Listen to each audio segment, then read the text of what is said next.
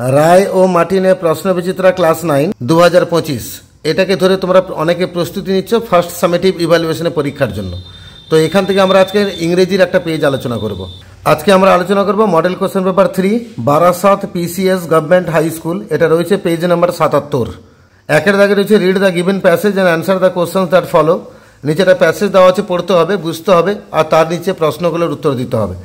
লাইনগুলোর মানে তোমাদের জানা আছে। One evening Bhola grandpa was returning from the weekly market. কোনো একদিন সন্ধ্যাবেলা ভোলা দাদু সাপ্তাহিক যে বাজার হয় ওখান থেকে তিনি বাড়ি ফিরছিলেন। এটা আমাদের নেওয়া হয়েছে tales of Bhola grandpa lesson number 1 ওখান থেকে। তাই লাইনগুলোর মিনিং আর বলছি না, সরাসরি প্রশ্ন উত্তর বলছি। প্রথমে এমসিকিউ দুখানা দেওয়া আছে। একের দাগে when Bhola grandpa was returning from the weekly market it was evening. Bhola দাদু যখন সাপ্তাহিক বাজার থেকে বাড়ি ফিরছিলেন তখন সেটা সন্ধ্যাবেলা ছিল। দুইয়ের দাগে Bhola grandpa heard the growl of a royal Bengal tiger behind him at a distance of about 5 yards. Bhola দাদু রয়্যাল বেঙ্গল টাইগারের গড়গড় আওয়াজ শুনতে পেয়েছিলেন তার পেছনে প্রায় 5 গজ দূরে। 5 yards, option number D. B দাগে অ্যান্সার দ্য ফলোইং কোশ্চেন্স। দুখানা প্রশ্ন আছে, উত্তর দিতে হবে। একের দাগে when did the forest grow dark and silent. বনটা নীরব এবং অন্ধকার হয়ে যায় কখন? উত্তর লিখব when the night fell the forest grew dark and silent. যখন রাত নেমে আসতো বনটা হয়ে উঠতো অন্ধকার এবং নীরব। দুইয়ের দাগে where was the tiger beating its tail. বাঘটা তার লেজ ঝাপটা ছিল কোথায়? তার উত্তরে লিখব the tiger was beating its tail on the dry leaves. বাঘটা তার লেজ ঝাপটা ছিল ওই শুকনো পাতাগুলোর উপরে। আর সি দাগে অ্যান্সার দ্য ফলোইং কোশ্চেন। একখানা প্রশ্ন রয়েছে, উত্তর দিতে বলেছে what did the tiger do after Bhola grandpa had climbed up the banyan tree. Bhola দাদু যখন বটগাছে উঠে পড়েছিলেন তারপরে বাঘটা কি করলো? তোমরা এখান থেকে তুলবে। Bhola grandpa instantly climbed up a nearby banyan tree. The tiger roared and circle the tree about 100 times. Then it settle down under a bush without taking its eyes off him. মানে ভোলা দাদু বটগাছে উঠে পড়লেন, বাঘটা গর্জন করতে লাগলো এবং গাছের চারপাশে প্রায় 100 বার ঘুরলো, তারপরে ওই ঝোপের তলায় বসে পড়লো, কিন্তু ভোলা দাদুর উপর থেকে চোখ সরালো না। তাহলে ভোলা গ্র্যান্ডপা ইনস্ট্যান্টলি থেকে শুরু করে আইজ অফ হিম পর্যন্ত তুলে দেবে। এটা আমাদের সি দাগের উত্তর। দুইয়ের দাগের পোয়েম দিয়েছে I love to see the shaking twig. আমার দেখতে ভালো লাগে সেই কম্পমান ডালাপালাগুলোকে। Dance till the shut of eve, যেটা সন্ধে নামা পর্যন্ত নাচে। এটা আমাদের নেওয়া হয়েছে লেসন নাম্বার 3 অটাম থেকে। তাই লাইনগুলোর মিনিং আর বলছি না, সরাসরি প্রশ্নোত্তর বলছি। দুটো এমসিকিউ দেওয়া আছে। একের দাগে the poet loves to see the shaking twig dance till the shut of eve. কবি দেখতে ভালোবাসেন সেই কম্পমান ডালাপালাগুলো যেগুলো নাচে সন্ধে নামা পর্যন্ত। আর দুয়ে দাগে the sparrow sat on the cottage rick. চড়ি পাখি এসে বসে সে কুটিরের চালার উপরে। আর বি দাগে অ্যান্সার দ্য ফলোইং কোশ্চেন। একটা প্রশ্ন রয়েছে, উত্তর দিয়ে বলেছে what would the chirp of the sparrow make believe. ওই চড়ি পাখির যে কিচিরমিচির সেটা কবিকে কি বিশ্বাস করিয়ে দেয়?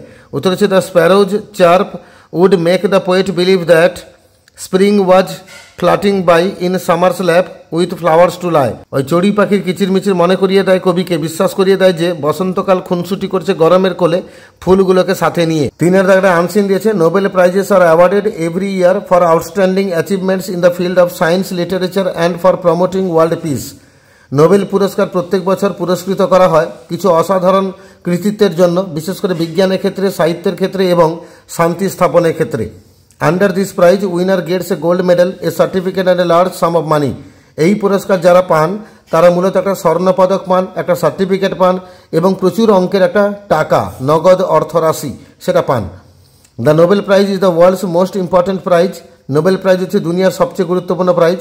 This prize is given to persons with most outstanding contributions in 6 fields. এই পুরস্কার দেওয়া হয় সেই ব্যক্তিগুলোকে 6টা ক্ষেত্রে যাদের অসাধারণ অবদান রয়েছে। কোন কোন ক্ষেত্রে? সেই 6টা ক্ষেত্র কি কি না, যাদের নাম হচ্ছে ফিজিক্স, কেমিস্ট্রি, লিটারেচার, ফিজিওলজি বা মেডিসিন মানে চিকিৎসা বিজ্ঞান, পিস মানে শান্তি, ইকোনমিক্স মানে অর্থনীতি। এই 6টা বিভাগে নোবেল পুরস্কার দেওয়া হয়। Economics was added in the list in 1969 for the first time. 1969 সালে প্রথমবারের জন্য ইকোনমিক্সকে এই তালিকায় যুক্ত করা হয়েছিল। If there are more than one recipient of the prize in one field, যদি কোনো একটা ক্ষেত্রে যদি দেখা যায় একের চেয়ে বেশি জন পুরস্কার পাচ্ছেন, মনে করো ফিজিক্সের 2 জন নোবেল পুরস্কার পাবেন, তাহলে ফিজিক্সের জন্য যে অর্থরাশিটা বরাদ্দ সেটাকে সমান 2 ভাগে ভাগ করা হবে। তাহলে এক্ষেত্রে যদি একজনের বেশি প্রাপক হন নোবেল পুরস্কারের ক্ষেত্রে কোনো একটা বিশেষ ক্ষেত্রে, the prize money is equally distributed among all this winners.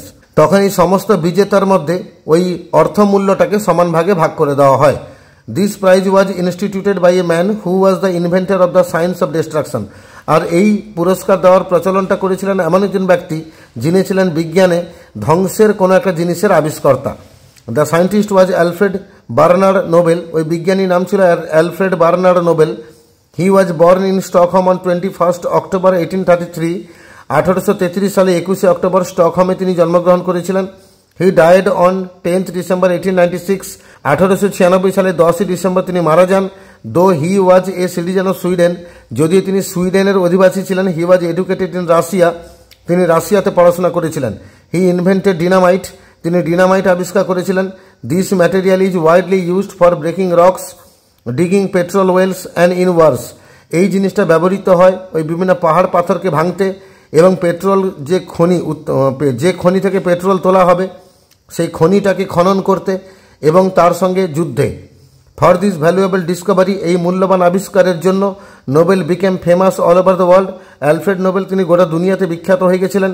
He earned a huge sum of money by selling it, এটাকে বিক্রি করে তিনি প্রচুর টাকা রোজগার করেছিলেন। At the time of his death in 1896, 1896 সালে তার মৃত্যুর সময় he left behind a fabulous sum of $90 lakh. তিনি মারা যাওয়ার সময় প্রায় $90 লক্ষ টাকা রেখে দিয়ে যান। He left a will indicating that the interest on this money should be given as prizes to persons for their outstanding contribution to physics, chemistry, medicine, literature and peace. তিনি বলে যান, একটা উইল লিখে দিয়ে যান, মানে একটা চুক্তিপত্র লিখে দিয়ে যান, যেখানে বলা হয়েছিল যে এই অর্থরাশির যে সুদের টাকা পাওয়া যাবে সেই টাকাকে তিনি কাজে লাগিয়ে পুরস্কার দেবেন সেই সমস্ত ব্যক্তিকে যাদের অসাধারণ অবদান রয়েছে ফিজিক্সে, কেমিস্ট্রিতে, চিকিৎসা বিজ্ঞানে, সাহিত্যে এবং শান্তিতে। This prize was named as Nobel prize, এই পুরস্কারের নামকরণ হয় নোবেল পুরস্কার। The first Nobel prize was given to Rontgen on 10 December 1901 for his outstanding research in x-ray. প্রথম নোবেল পুরস্কার দেওয়া হয় ওই রন্টগেনকে, যে বিজ্ঞানীর নাম, ডাক্তারের নাম, চিকিৎসকের নাম, 1901 সালে 10 ডিসেম্বর, তার অসাধারণ গবেষণার জন্য এক্স-রে ক্ষেত্রে। দ্য প্রাইজ মানি ওয়াজ $40,000, আর তাকে যে অর্থরাশি দেওয়া হয় সেটা ছিল $40,000। The winners of this prize are treated with great respect all over the world. আর এই নোবেল পুরস্কারে বিজেতা যারা হন তারা গোটা দুনিয়া জুড়ে প্রচুর শ্রদ্ধা পান। কিছু এমসিকিউ দেওয়া আছে। প্রথম প্রশ্ন, Alfred Nobel was a scientist. Alfred Nobel একজন বিজ্ঞানী ছিলেন। দুয়ের দাগে Alfred Nobel was educated in Russia, তিনি শিক্ষা লাভ করেছেন রাশিয়াতে। The subject for which there was no Nobel prize until 1969 is, 1969 সাল পর্যন্ত কোন বিষয়ে নোবেল পুরস্কার দেওয়া হতো না? উত্তর হচ্ছে ইকোনমিক্স। ইকোনমিক্সটা যুক্ত হয়েছে 1969 সালে। দ্য প্রাইজ মানি দ্যাট রন্টগেন ওয়াজ, রন্টগেন যে পুরস্কার পেয়েছিলেন অর্থমূল্যটা কত ছিল? $40,000, $40,000, অপশন নাম্বার সি। বির আগে চারখানা প্রশ্ন দিচ্ছে। Who instituted the Nobel prize, Nobel পুরস্কারটা গড়ে তুলেছিলেন, প্রচলন করেছিলেন কে? উত্তর হচ্ছে Alfred Bernard Nobel instituted the prize. Alfred Bernard Nobel এই পুরস্কারে প্রচলন করেছিলেন। What are the fields in which Nobel prizes are now given, কোন কোন ক্ষেত্রে বর্তমানে নোবেল পুরস্কার দেওয়া হয়? উত্তর তো জানো, 6টা ক্ষেত্রে দেওয়া হয়। এই বাক্যটা তুলে দেবে। This prize is given to persons with most outstanding contributions in 6 fields, namely physics, chemistry, literature, physiology or medicine, peace and economics. This prize is given থেকে শুরু করে ইকোনমিক্স পর্যন্ত। এটা আমাদের 2-এর দাগের উত্তর। 3-এর দাগে আছে what was Alfred Nobel's invention, Alfred Nobel কি আবিষ্কার করেছিলেন? এটা লিখবে he invented dynamite. This material is widely used for breaking rocks, digging petrol wells and in wars. 4-এর দাগে আছে who is the first winner of the Nobel prize, Nobel পুরস্কারের প্রথম বিজেতা কে? এই বাক্যটা লিখবে the first Nobel prize was given to Rontgen on 10 December 1901 for his outstanding research in x-raise. তাহলে দ্য ফার্স্ট থেকে শুরু করে এক্স-রেজ পর্যন্ত। এবার আমরা গ্রামার পোর্শনে যাব। 4-এর 1-এ he is proud of his strength, সে গর্বিত তার শক্তিকে নিয়ে। প্রাউডকে নাউন করতে বলেছে, উত্তরে লিখবো he takes pride in his strength. 2-এর দাগে he is too much afraid to protest, একে কম্পাউন্ড করতে বলেছে। আমরা লিখবো he is very much afraid and he can not protest. 3-এর দাগে Tom you will not die, এটাকে অ্যাফার্মেটিভ করতে বলেছে। আমরা উত্তরে লিখবো Tom you will remain alive. 4-এর দাগে এভরিবডি লাভস হিজ প্যারেন্টস, এটাকে ইন্টারোগেটিভ করতে বলেছে। আমরা উত্তরে লিখবো who does not love his parents? 5-এর দাগে he was tired and stopped working, simple করতে বলেছে। তার উত্তর লিখবো being tired he stopped working. আর 6-এর দাগে the sky was overcast but it did not rain, এটাকে কমপ্লেক্স করতে বলেছে। আমরা লিখবো though the sky was overcast comma it did not rain. আর 5-এর দাগে 4খানা সমার্থক শব্দ আছে, খুঁজতে হবে আনসিন থেকে। Payment made in aid of a common fund, উত্তর হচ্ছে কন্ট্রিবিউশন। ভেরি লার্জ, উত্তর হচ্ছে হিউজ। ওয়ান হু রিসিভস, উত্তর হচ্ছে recipient. Course of critical investigation, উত্তর হচ্ছে রিসার্চ। এই চারখানা শব্দ তোমরা কিন্তু আনসিনে পেয়ে যাবে।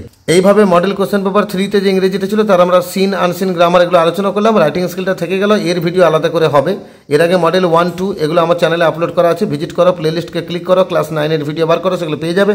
আর পরবর্তীকালে 4, 5, 6, 7, 8 যে মডেলগুলো আছে সেগুলো ভিডিও আপলোড হয়ে যাবে রেগুলার ইন্টারভ্যালে।